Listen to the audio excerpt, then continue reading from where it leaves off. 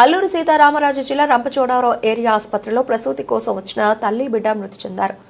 ఆకురు పంచాయతీ కోయిలగూడెం గ్రామానికి చెందిన లక్ష్మి అనే గిరిజన మహిళ ప్రసూతి కోసం రంపచోడవరం ఏరియా ఆసుపత్రిలో అడ్మిట్ అయిందని, డాక్టర్లు అందుబాటులో లేకపోవడంతో సరైన వైద్యం అందక తల్లి బిడ్డ మృతి చెందారని ఆమె భర్త తెల్లం వెంకన్న ద్వారా ఆవేదన వ్యక్తం చేస్తున్నారు.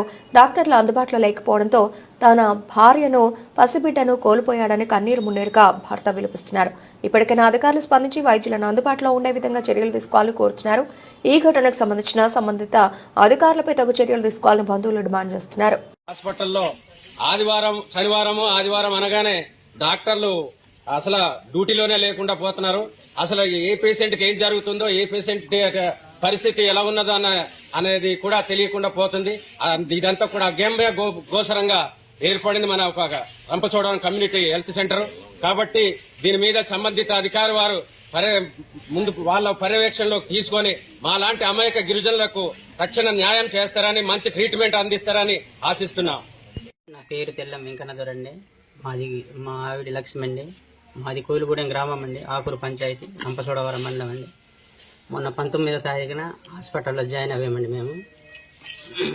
మా ఆవిడ హాస్పిటల్ కస్టడీలోనే ఉందండి. మొన్న శుక్రవారం ఇక్కడ తీసుకొచ్చారండి హాస్పిటల్కి. డెలివరీ కన్నా నొప్పులు వస్తున్నాయని తీసుకొస్తే 26వ తారీఖున డెలివరీ అవ్వలేదు. 28న ఆపరేషన్ చేయించుకుంటున్నదండి.